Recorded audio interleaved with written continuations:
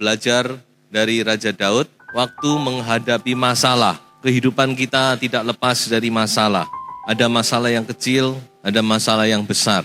Jadi persoalannya bukan bagaimana kita menghindar dari masalah, tapi yaitu bagaimana kita menghadapi masalah. Nah, mari kita belajar dari Raja Daud. Kita baca dulu di dalam Mazmur pasal 3, mulai ayat 1 sampai ayat 9. Nyanyian pagi dalam menghadapi musuh. Mazmur Daud ketika ia lari dari Absalom anaknya. Banyak orang yang berkata tentang aku, baginya tidak ada pertolongan daripada Allah. Selah. Dengan nyaring aku berseru kepada Tuhan, dan ia menjawab aku dari gunungnya yang kudus. Selah. Aku tidak takut kepada puluhan ribu orang yang siap mengepung aku. Dari Tuhan datang pertolongan, berkat-Mu atas umat-Mu. Kita tahu bahwa kehidupan Daud kenyang dengan masalah. Mulai dari Daud masih muda, sampai dia sebelum menjadi raja, bahkan sesudah dia menjadi raja. Namun saya berani katakan bahwa masalah yang dihadapi Daud pada waktu dia menulis Mazmur ini adalah masalah yang paling besar. Masalah yang paling sulit. Mengapa saudara-saudara? Karena dia menghadapi anaknya sendiri. Anak kandungnya sendiri yang mau merebut kekuasaannya, mau membunuh dia bahkan. Sampai akhirnya Daud harus tinggalkan tahta, dia tinggalkan istananya dan dia harus mengungsi. Kalau dulu mungkin dia menghadapi masalah tapi itu orang lain.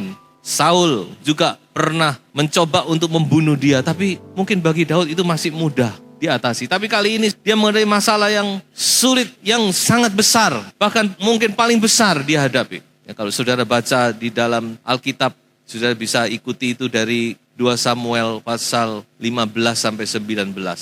Ada 5 fatsal di dalam Alkitab didedikasikan untuk menggambarkan masalah ini.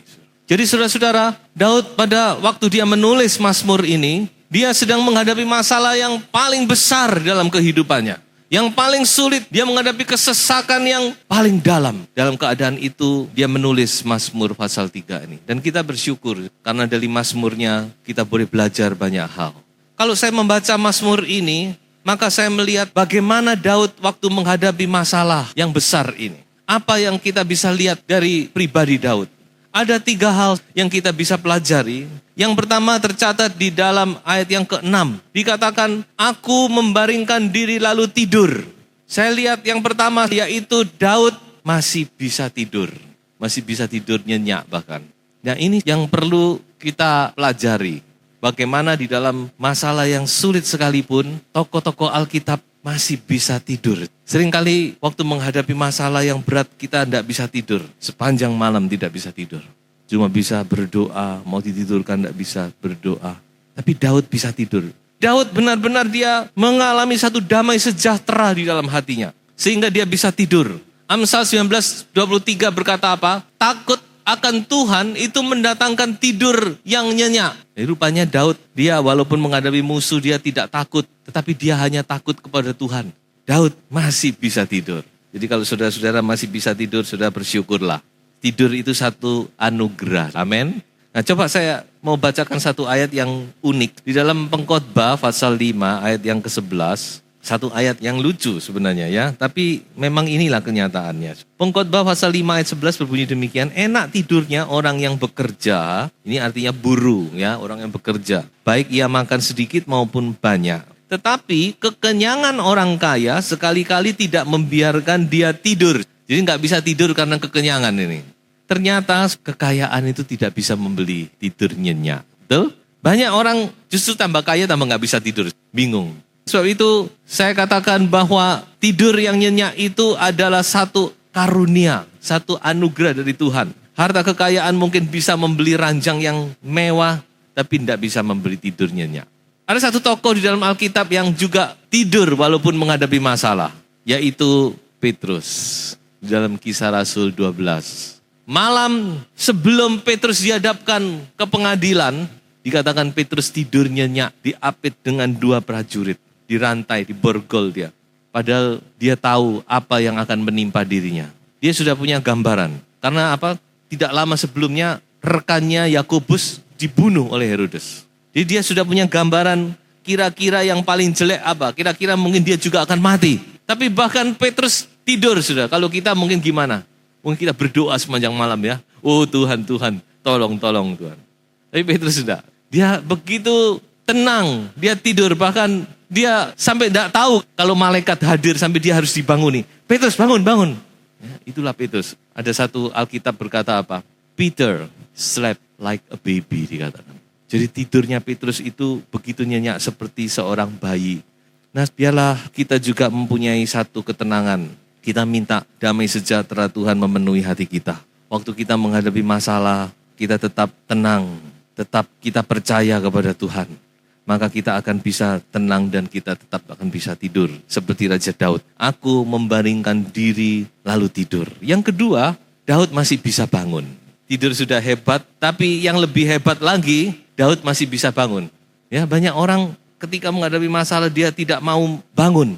Dia melarikan diri dari kenyataan, dia inginnya tidur saja. Tapi dikatakan di dalam ayat ini, Daud bangun, aku bangun dikatakan. Waktunya bangun, dia bangun. Sebab Tuhan menopang aku. Kata bangun di sini bukan sekedar cuma bangun. Tapi kata bangun di sini mempunyai satu pengertian. Daud berani untuk menyongsong hari esok. Dia berani untuk menyongsong masalah, persoalan yang dia harus hadapi. Dia bangkit dari tidurnya. Jika memang harus bangun, dia bangun. Dan dia hadapi masalah itu. Mazmur 27 ayat 3. Ini juga salah satu gambaran tentang Daud. Dikatakan apa? Sekalipun tentara berkemah mengepung aku, tidak takut hatiku. Sekalipun timbul peperangan melawan aku, dalam hal itu pun aku tetap percaya. Jadi inilah yang kita lihat dari kehidupan Daud. Dia bisa tidur, tapi dia juga bisa bangun. Dia bisa mempunyai ketenangan hati. Dia bisa beristirahat, namun dia juga berani menghadapi segala masalah persoalan yang dia harus hadapi.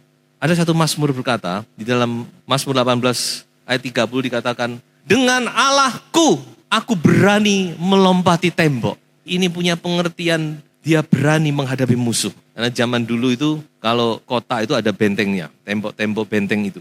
Ketika seseorang menyerang satu kota, maka dia harus melompati benteng itu, masuk ke dalam. Berarti dia masuk ke pertahanan musuh. Dan 1001 macam bisa terjadi di situ. Mungkin dia sudah ditunggu oleh musuh.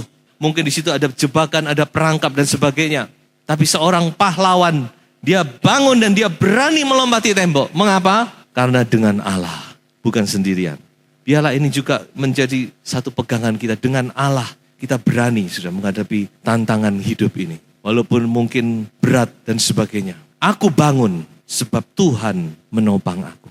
Dan yang ketiga, apa yang kita bisa lihat, ayat yang ke-9 sebagai ayat penutup dikatakan di situ, berkat-Mu atas umat-Mu ya Tuhan.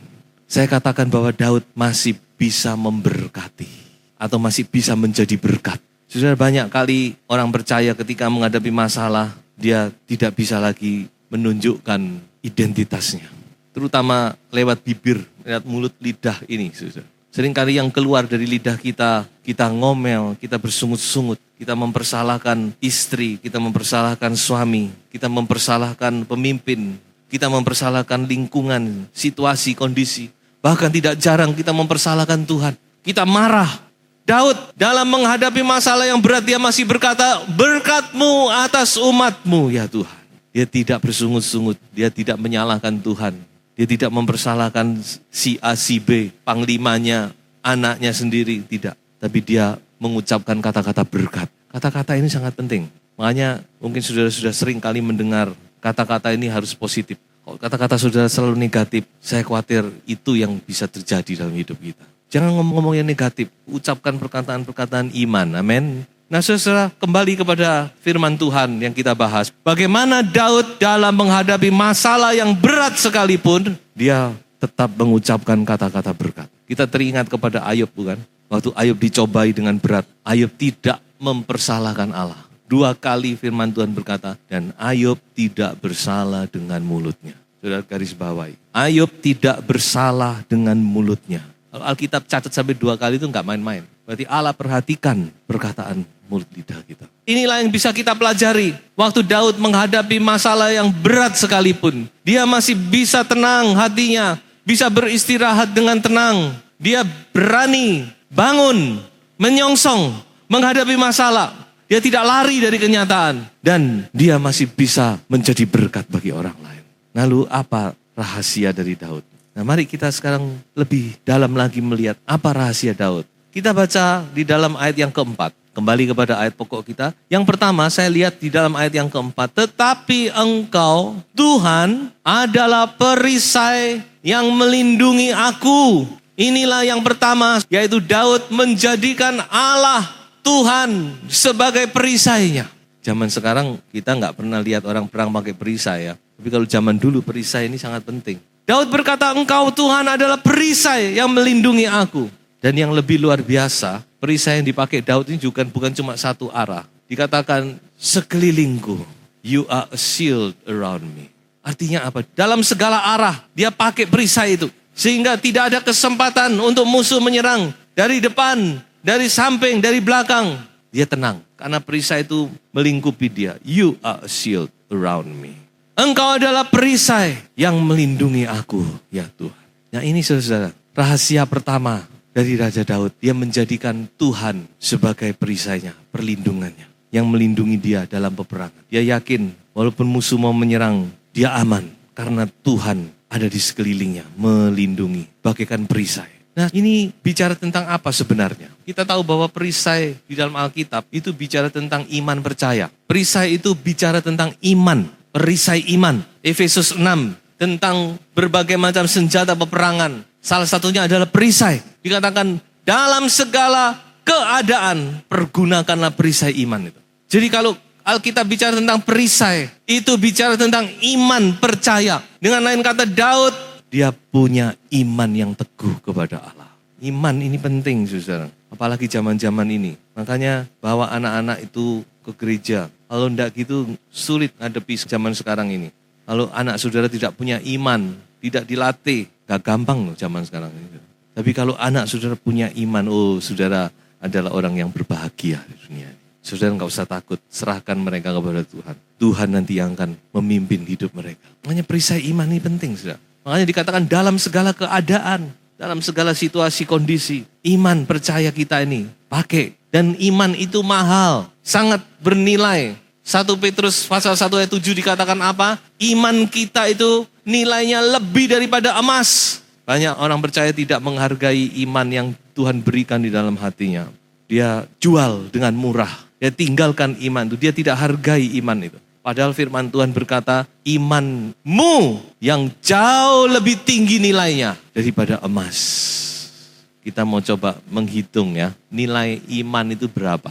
Nah, coba saya tunjukkan satu ayat. Di dalam 1 Raja-Raja pasal 10 ayat 16 sampai ayat 17. Di situ ada cerita pada waktu Raja Salomo dia masih jaya-jayanya. Dia membuat perisai dari emas. Perisainya ada yang besar, ada yang kecil. Yang besar itu 200 perisai besar dan 300 perisai kecil. Dan beratnya, ini sudah saya convert ke kilogram yang kita mengerti berdasarkan kamus Alkitab. Jadi untuk perisai besar itu beratnya emas yang dipakai itu adalah 6,8 kilogram. Sedangkan perisai kecil emas yang dipakai itu adalah 1,7 kilogram. Jadi jumlahnya totalnya adalah 1.870 kilogram. Berapa nilai emas segitu saudara? Bayangkan saudara, perisai emas itu nilainya sekian. Makanya Rasul Paulus berkata apa? Harta ini kami punyai dalam bejana tanah liat. Ini bukan sembarang harta, saudara. Sesuatu yang bernilai tinggi, yang tidak bisa kita nilai dengan pikiran kita. Berapa nilai iman itu? Karena iman itu masih lebih tinggi nilainya dari emas. Tapi sayang, pada zaman Rehabeam anaknya memerintah, perisai-perisai emas itu dirampas oleh Raja Mesir. Habis semuanya. Ya, itu tercatat di dalam Fatsal 14 ayat 25 sampai 28. Habis dan sebagai gantinya dikatakan Rehabeam dia membuat perisai tapi dari tembaga. Yang tadinya emas sekarang jadi tembaga. Dan yang lucu ketika dia sudah membuat perisai dari tembaga dikatakan perisai itu dijaga. Jadi kalau dia masuk ke rumah Tuhan perisai itu dibawa. Ketika Rehabeam pulang maka perisai itu kembali disimpan lagi. Loh kok kasep? Sesudah jadi tembaga baru dijaga. Kenapa waktu masih emas kok gak dijaga sampai direbut oleh musuh? Nah ini sudah yang menjadi catatan. Banyak kali kita tidak menjaga harta yang Tuhan titipkan dalam kita. Sesudah kita kehilangan, baru kita jaga. Asep, saudara-saudara. So itu ayo jaga. Saya yakin Tuhan sudah mempercayakan banyak harta yang bernilai di dalam hidup kita. Itu harus kita jaga baik-baik. Jangan seperti Rehabeam. Sudah kehilangan, sekarang ganti perisai tembaga, baru dijaga. Nah, jadi kita melihat ini bagaimana Daud, dia memakai perisai. Dia memakai imannya untuk menghadapi musuh. Yang kedua, masih Mazmur pasal 3, kembali ke ayat yang keempat. Engkaulah kemuliaanku dan yang mengangkat kepalaku. Engkaulah kemuliaanku dan yang mengangkat kepalaku. Daud menjadikan Allah sebagai kemuliaannya. You are my glory. Ini luar biasa pernyataan ini. Kelihatannya sederhana. Tuhan, engkaulah kemuliaanku. Kemuliaan itu sesuatu yang mulia ya. Honor, glory. Daud berkata, engkaulah kemuliaanku. Dengan lain kata, Daud berkata, engkaulah Tuhan yang menjadi kebanggaanku. Apa yang menjadi kebanggaan kita di dunia ini? Ini menjadi pertanyaan bagi kita semua. Apa sebenarnya yang kita banggakan selama kita di dunia ini? Apakah kekayaan? Apakah kesuksesan? Apakah kehebatan kita? Talenta karunia kita? Atau apa? Atau bahkan mungkin keluarga kita? Apa, saudara? Biarlah kita sama seperti Daud. Kita menjadikan Allah Tuhan sebagai kemuliaan kita. Sebagai kebanggaan kita. Maka kita tidak usah takut. Sebab dikatakan, engkau akan mengangkat kepalaku. You are the lifter of my head. Arti mengangkat kepala itu, saudara, artinya menghibur, menguatkan. Artinya juga membuat kita tidak malu. Ya, orang yang malu itu kan tidak berani. Seperti kita tidak berani mengangkat kepala. Tapi Tuhan membuat kita mengangkat kepala. Membuat kita berani. Membuat kita tidak malu. Ketika kita menjadikan Allah menjadi kemuliaan kita, menjadi kebanggaan kita. Tuhan tidak akan mempermalukan kita. Amin, saudara. Tidak akan mempermalukan kita. Percayalah, kalau kita benar-benar bersandar, kita jadikan Allah sebagai kebanggaan kita. Bukan yang lain-lain. Tuhan tidak akan mempermalukan kita. Mazmur pasal 25 ayat 3. Ya, semua orang yang menantikan engkau takkan mendapat malu. Nantikan Tuhan, bersandar, berharap kepada Tuhan. Saudara pasti tidak akan beroleh malu. Dan yang ketiga, kita lihat itu di ayat yang kelima. Mazmur pasal 3 ayat 5. Dengan nyaring aku berseru kepada Tuhan, dan ia menjawab aku dari gunungnya yang kudus. Ya, inilah rahasia yang ketiga, yaitu Daud berseru dengan nyaring kepada Tuhan. Dengan nyaring aku berseru kepada Tuhan. I cry aloud to the Lord. Apakah memang gitu? Coba kita lihat pengalaman Daud. Kita melihat pada 2 Samuel 15 ayat 30. Kejadian yang sama yang menceritakan waktu Daud dia melarikan diri dari Yerusalem. Ayat 30 berkata, Daud mendaki Bukit Sion sambil menangis. Kepalanya berselubung dan ia berjalan dengan tidak berkasut. Juga seluruh rakyat yang bersama-sama dengan dia masing-masing berselubung kepalanya dan mereka mendaki sambil menangis. Ini Raja Daud. Sudah bisa bayangkan keadaan waktu itu. Raja yang begitu mulia, begitu dicintai oleh rakyat, begitu disegani, yang dicintai oleh Tuhan bahkan. Tapi Tuhan izinkan dia alami ini. Dia mendaki ke Bukit Sion, kepalanya ditutupi dan dia menangis. Dan inilah yang dia katakan, aku menangis. To cry itu juga bisa berarti menangis. Aku menangis keras-keras kepada Tuhan. Dia sedih, dia menangis, dia berteriak kepada Tuhan. Saya tidak bisa bayangkan waktu itu. Betapa sedihnya keadaan Raja Daud waktu itu. Dan ini mengingatkan kita kepada pengalaman dari Daud kita, yaitu Tuhan kita Yesus Kristus. Tuhan juga pernah menangis dengan keras, sudah di Taman Getsemani. Firman Tuhan berkata, dia menangis dengan ratap tangis dan keluhan. Jadi saudara, kalau saudara alami hal yang demikian, saudara jangan kecil hati. Jadi kalau saudara masih bisa menangis, saudara nangislah yang keras. Jangan saudara tahan. Karena Yesus sendiri dia alami. Dia bergumul di Taman Getsemani. Dia menangis. Dia berteriak kepada Bapa. Dia mohon kekuatan. Dia mohon keselamatan. Dan saya yakin dia juga menangis untuk kita semua. Daud punya rahasia dalam menghadapi musuh. Dia menjadikan Tuhan sebagai perisainya. Dia percaya kepada Tuhan. Dia menjadikan Tuhan sebagai pengharapannya, kemuliaannya. Dan dia berseru kepada Tuhan. So itu dia kuat, dia tetap bisa bertahan dan dia akhirnya keluar sebagai pemenang. Yesaya 55 ayat 6 berkata, carilah Tuhan selama ia berkenan ditemui. Berserulah kepadanya selama ia dekat. Mungkin saat-saat ini saudara sedang menghadapi masalah yang berat di dalam hidup. Firman Allah menjawab saudara. Kalau saudara tetap mengandalkan iman percaya, saudara memakai imanmu yang sangat bernilai, sangat berharga. Saudara menjadikan Tuhan sebagai kemuliaan saudara. Dan saudara mau berseru kepada Tuhan. Saya yakin masalah apapun saudara akan dapat lewati. Dan saudara akan keluar sebagai pemenang. Tuhan memberkati.